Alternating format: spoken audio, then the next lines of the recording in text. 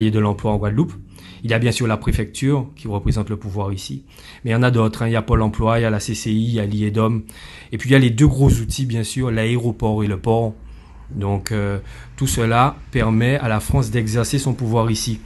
Et puis il y a également trois organes super importants, trois organes vitaux qui permettent vraiment d'influer sur l'économie d'un territoire. Ben, c'est l'INSEE, la douane et les impôts. Alors, effectivement, tout cela représente la décentralisation du pouvoir en Guadeloupe. Mais est-ce que tous ces organes dont je viens de vous parler ont un quelconque rapport avec les hommes forts et les femmes fortes dont on parle? Ben, en fait, on réalise qu'il n'y a aucun lien. C'est-à-dire que le président de région n'est pas le supérieur hiérarchique des organes dont je viens de vous parler. Il n'a aucun pouvoir sur ces organismes. Que ce soit conseil départemental ou conseil régional, même si les missions sont belles en termes de social ou d'accompagnement économique, mais ils n'ont aucun pouvoir de décision en fait. Quand on regarde bien concrètement sur le développement du pays, sur sa croissance, sur sa politique et sa stratégie économique, nous n'avons aucun impact en fait.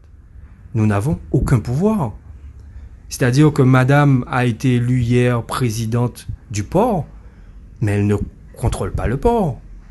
Au quotidien, c'est le directeur du port qui dirige. Et puis le port appartient à l'État français. S'il y a une décision de draguer le port pour permettre à de gros bateaux de venir, c'est parce que l'État français l'a décidé. Il n'en fait pas part à nos hommes forts ou à nos femmes fortes. Ils décident de ce qu'ils veulent. L'aéroport appartient au port, à l'État, pardon. Donc si l'État décide de privatiser l'aéroport, si l'État décide de privatiser le port, nous n'aurons rien à dire. Donc c'est vrai qu'au final, les images, les reportages, les médias ici, la façon dont c'est présenté, ben on a l'impression qu'on contrôle, on a l'impression qu'on dirige, mais en fait on dirige rien. On contrôle rien en fait. On suit. On va créer des salons de l'insertion, on va créer des rencontres interprofessionnelles, on va créer des pépinières de jeunes porteurs de projets. Oui, tout ça c'est joli, les bâtiments sont beaux, on fait de beaux chèques, mais en fait, on contrôle rien. C'est ça, au final, qu'il faut retenir. C'est ce qui est intéressant. Alors, comment peut-on espérer quelque chose de différent en l'état? Ouais. Bon.